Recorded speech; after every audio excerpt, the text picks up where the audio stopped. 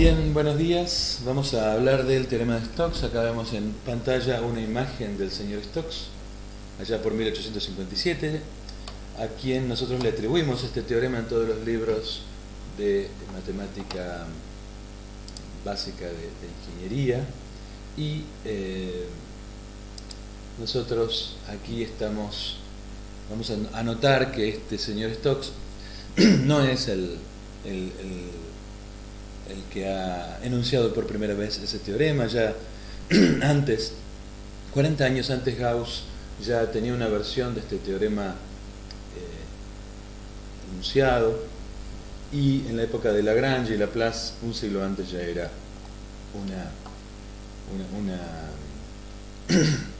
un uso, hacían uso de este teorema, aunque no había demostración. Así que vamos a ir ahora a nuestro teorema de Stokes. Vamos a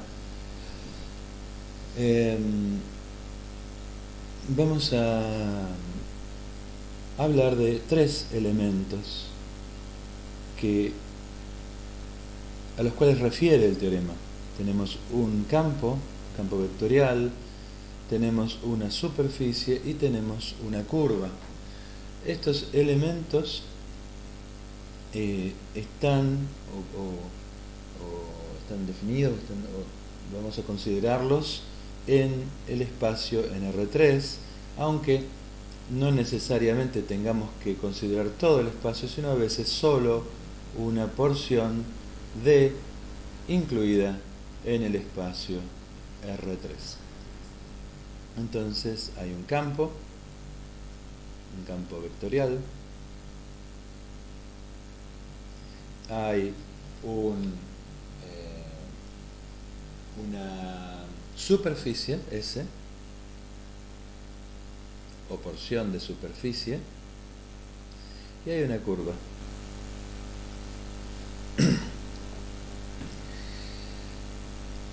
Vamos a hacer un dibujo esquemático. Una porción del espacio vamos a dibujarla en perspectiva con la ayuda de los tres ejes coordenados X y Z. Vamos a dibujar la curva y la superficie que tiene como borde a la curva.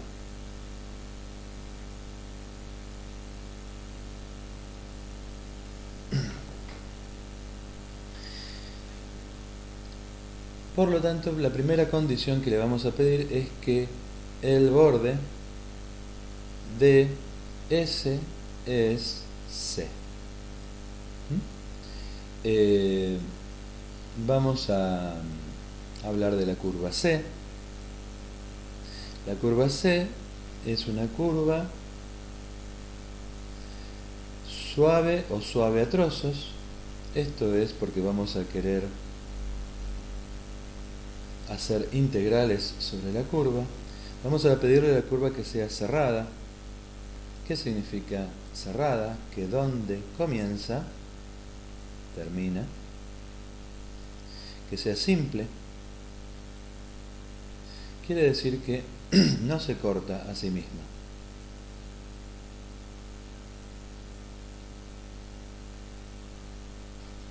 Entonces tenemos aquí una curva cerrada simple, salvo quizás podemos admitir que se toque a sí misma en el inicio y en el fin.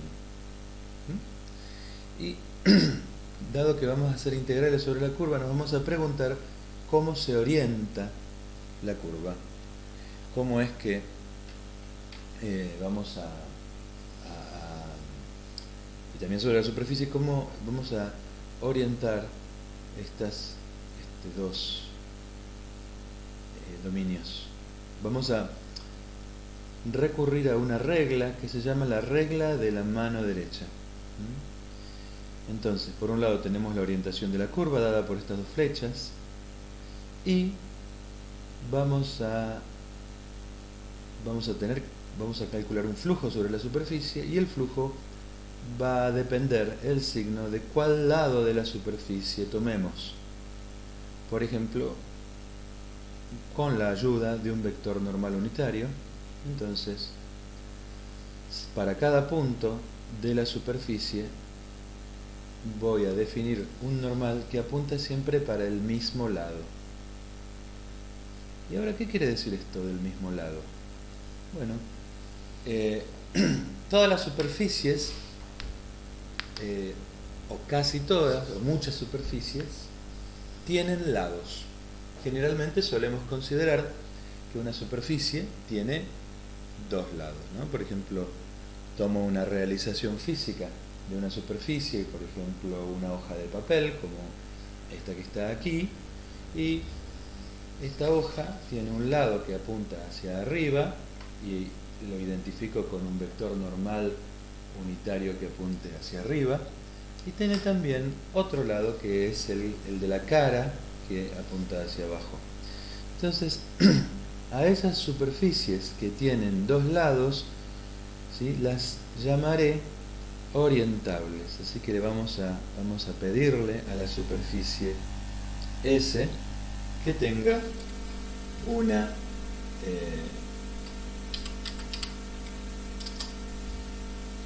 esa característica que tiene dos caras. Así que aquí S es orientable. Me preguntarán, ¿cómo hay? Alguno por ahí dirá, ¿cómo hay superficies que no sean orientables? ¿Hay o no hay? Y sí, hay superficies que no tienen dos caras en este sentido. Un ejemplo es la cinta de Moebius. La cinta de Moebius es una cinta que se puede construir muy fácilmente con un rectángulo de papel A, B, C, D, lo corto y luego lo uno, y en vez de unir A con B y D con C para formar una cinta cerrada, lo vamos a unir girando media vuelta C con B, es decir, vamos a unir A con C y B lo vamos a unir el extremo B con D. Entonces A con C y no sé si se alcanza a ver en este dibujo, D con B.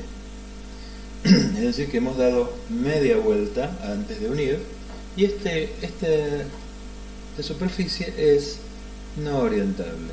¿Qué quiere decir? Que tiene un lado solo.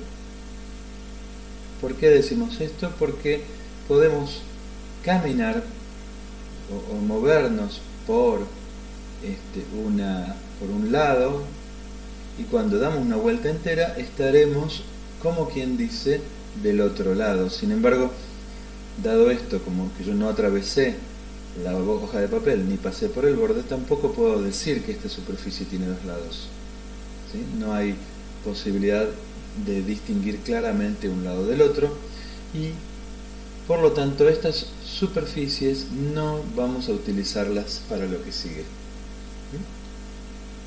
Así que, dado entonces una superficie orientable cuyo borde es C, una curva suave a trozo cerrada simple, donde hay una relación entre cómo se orienta la curva, el sentido de recorrido de la curva, y cómo se orienta la superficie, esto lo vamos a llamar la regla de la mano derecha o la regla del tornillo a derecha. ¿Qué quiere decir esto de lo del tornillo? Es que si yo tengo un tornillo visto de costado, cuando yo lo giro de acuerdo con la mano derecha, el tornillo avanza hacia adelante. No sé si se imaginan que cuando yo atornille este tornillo va a avanzar hacia allá. Del mismo modo que cuando yo giro sobre la curva C, S está orientada con el normal en este dibujo hacia arriba. Todos los tornillos en el mundo, salvo unos pocos, son de roscas a derechas, ¿sí? Los tornillos que cuando uno gira con la mano derecha retroceden en vez de avanzar, esos no se fabrican normalmente. Dado esto, le vamos a pedir al campo, como vamos a hacer integrales, que f, un campo vectorial de componentes m, n y q, tenga primeras derivadas parciales de las componentes m, n y q continuas. Vamos a pedirle que las derivadas parciales de f sean continuas. ¿En dónde? En mi región de trabajo D. Todo esto ocurre en mi región de trabajo D. Si todo esto es así y se cumple, entonces el teorema de Stokes me asegura que la integral de flujo a través de la superficie S del rotor del campo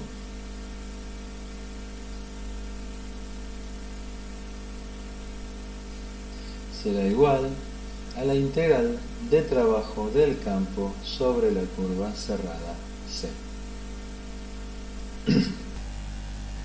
Bien, entonces vamos a aplicar esta relación a un ejercicio del material. Vamos a utilizar esto que está aquí. Vamos a verificar este enunciado, esta fórmula, esta relación de Stokes para el caso del campo, que es en el ejercicio 1C 2x cuadrado 4y cuadrado e a la 8z cuadrado, y la curva es dada por z igual a x cuadrado más y cuadrado, z igual a 8 menos y. Entonces acá quiero verificar si puedo la fórmula del teorema de Stokes. Entonces vamos a ver qué aspecto tienen las dos integrales que están acá presentes, y lo primero que vamos a notar es que hay dos elementos solamente, falta S. Por lo tanto, cuando falta S voy a elegirla para que se cumpla el teorema de Stokes. Entonces vamos a ir chequeando qué es lo que necesito. Vamos a empezar ahora por el campo F. ¿Tiene primeras derivadas parciales de sus componentes continuas?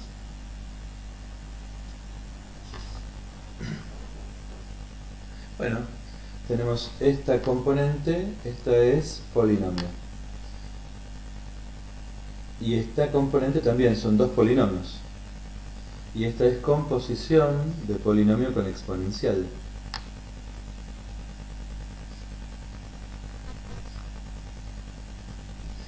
Estas tres componentes son componentes que están de funciones continuas o composiciones de funciones continuas.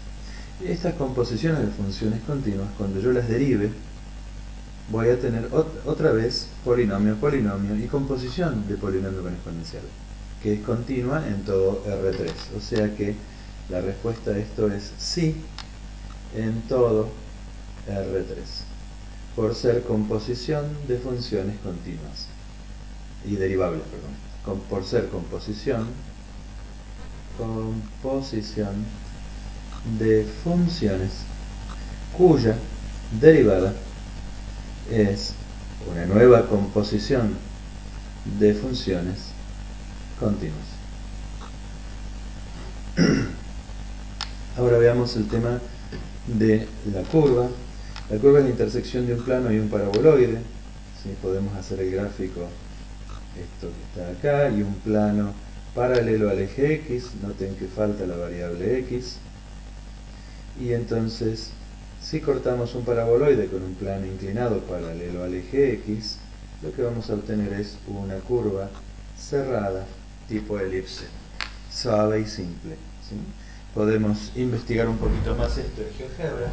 ¿Cómo será si lo miramos con GeoGebra? A ver si puedo habilitar una versión de GeoGebra que me permita ver acá este tema. A ver si mirar por aquí. Vista 3GD. Ahí estamos. Y ahora, a ver si le puedo incorporar a esta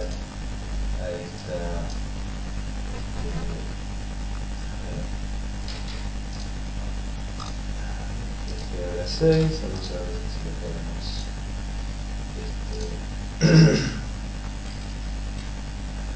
ahí está el GeoGebra 6, vamos a mirarlo ahí. Entonces tenemos vamos a crear el paraboloide z igual a x al cuadrado más y al cuadrado. Esto debería haberlo hecho así, más y al cuadrado. Ahí tenemos nuestro paraboloide y el plano z igual a 8 menos y. Entonces vamos a alejar esto para permitirle a la gráfica que se desplace y podamos observar la intersección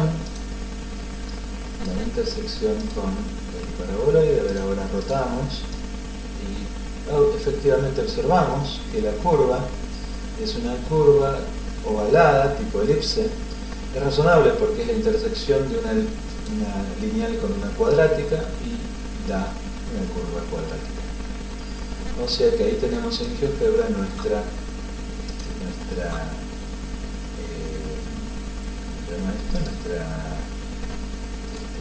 representación en dos dimensiones. Y ahora vamos a eliminar esto de GeoGebra y vamos a nuestro cálculo. Tenemos entonces una de las maneras de poder representar esto es hacer la intersección, proyectar sobre el plano del piso. Lo que sí vamos a notar es que la superficie más sencilla cuyo borde es C es justamente el plano Z igual a 8 menos I. Entonces, este plano vamos a reconocer que si nosotros proyectamos esta curva y esta superficie sobre el plano del piso XY, Z igual 0, veamos qué pasa. Miremos con el GeoGebra, a ver cómo está esto. A ver qué pasa en GeoGebra. Vamos a mirar ahí, ahí está. Si yo lo miro desde arriba, voy a tener una proyección, a ver, veamos, sobre el plano del piso. Entonces ahora ahí estoy mirando, veo que es una curva que podría ser una circunferencia o una elipse, no lo sé. Puedo utilizar la herramienta intersección de GeoGebra y ahí, a ver si puedo, intersección de superficie. Ahí vemos la intersección, es una curva azul. Y para poder ver qué efecto tiene la proyección de esta intersección sobre el plano del piso, volvemos al papel y realizaremos la intersección a mano, es decir, vamos a escribir z igual x cuadrado más y cuadrado y la intersecaré con z igual a 8 menos y. Entonces tomo esto, lo voy a manipular de la siguiente manera: x cuadrado más y cuadrado más y igual a 8, completo cuadrados, x cuadrado más y cuadrado más el doble producto de la mitad de y más 1 medio al cuadrado menos 1 medio al cuadrado igual 8. Lo que hice fue simplemente hacer aparecer el cuadrado, o sea que acá me va a quedar x cuadrado más y menos más 1 medio 1 y más 1 medio al cuadrado, y esto lo paso para el otro lado, me queda 8 más 1 cuarto. ¿Sí? Entonces esto que está acá, que estamos viendo acá, es una circunferencia centrada en 0 menos 1 medio de radio, raíz de 8 más 1 cuarto. Entonces en el plano ubico el punto 0 en X, el punto centro de la circunferencia A de coordenadas 0, menos 1 medio. Está mal, entonces esto no es correcto, vamos a borrarlo de aquí. Esto es menos 1, esto es el eje Y, esto es el eje X, y acá tengo el punto de coordenadas 0, menos 1 medio, centro de esta circunferencia, y de radio, raíz de 8 más 1 cuarto es radio igual raíz de 8 más 1 cuarto, es un poco menor que la raíz de 9, o sea, menor que 3. Entonces tenemos una circunferencia de radio raíz de 8 más 1 cuarto. Entonces la curva efectivamente es, esta curva es suave, es simple, es cerrada, y para vamos a establecer un sentido de recorrido. Esta curva será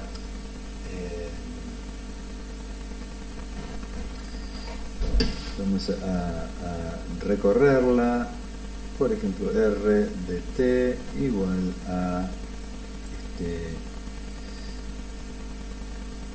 dado que es una circunferencia de centro 0 menos 1 medio, será coseno de t menos 1 medio más seno de t, y la variable z deberá ser 8 menos lo que vale y, es decir, 8 menos 1 medio menos seno de t. Hemos parametrizado con t variando entre 0 y 2pi la curva, y con ello vamos a poder calcular el trabajo de, o sea, la integral de trabajo de el campo evaluado en la curva. ¿Y qué vemos ahora? Esta integral de circulación. ¿Qué tengo que hacer? Tengo que evaluar el campo en esta parametrización. Me queda la integral entre 0 y 2pi del campo, que es 2x cuadrado, es decir, 2 coseno al cuadrado de t, coma 4y cuadrado, 4 por menos 1 medio más seno de t al cuadrado, y e elevado a la 8 por z cuadrado, que es todo esto que está acá. No sé si ya están observando, y ahora tengo que derivar esto, y tengo que hacerlo producto punto, derivada del coseno, esto es menos seno, derivada de 1 más coseno de t, y derivada de acá es coseno de t, derivada del seno es el coseno, menos coseno de t por aquí, de t. No sé si alcanzan a ver toda la complicación que es esta integral. Veamos qué pasa si yo intento calcular la integral mediante la otra integral la integral de flujo del rotor del teorema de Stokes. Veamos ahora acá. Voy a querer calcular esta integral que está aquí, y para lo cual voy a calcular el rotor. Calculo el rotor del campo. El rotor del campo es I positivo, J negativo, K positivo, derivada respecto de X, derivada respecto de Y, derivada respecto de Z. Este campo que está acá, 2x cuadrado, 4y cuadrado, 8z cuadrado, e a la 8z cuadrado, y esto es I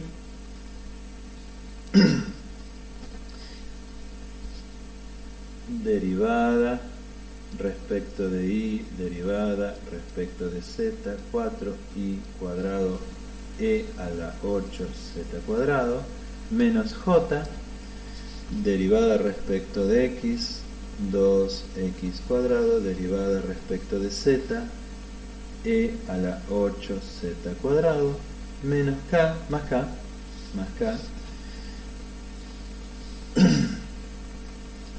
derivada respecto de x de los 2x cuadrado, derivada respecto de y 4y cuadrado. Y entonces vemos acá que todas las derivadas son derivadas de una variable con respecto a otra variable independiente, por lo tanto me da 0 menos 0, 0 menos 0, 0 menos 0, y acá entonces veo que el rotor es 0, por lo tanto esta integral da 0. Entonces no hace falta calcular todo este choclo para saber que esta integral, y por lo tanto el trabajo del campo a lo largo de la superficie, debe ser nulo por teorema de Stokes. O sea, resumamos, ¿qué hemos realizado? Hemos calculado el trabajo de este campo a lo largo de la superficie C, ¿sí?, mediante una integral de flujo del rotor del campo a través de la superficie S. Lo más notable del asunto es que la superficie S que está acá, yo puedo elegir la que quiera, ¿sí?, y no cambia el resultado. O sea, el flujo a través de cualquier superficie S en las condiciones del teorema de Stokes, cuyo borde sea la curva C, será el mismo. Entonces, este es un caso bastante común en la práctica, donde una de las dos integrales es de las dos integrales del teorema de Stokes es mucho más fácil de calcular que la otra integral. Entonces, teorema de Stokes, una igualdad entre dos integrales. Paramos acá y luego seguiremos.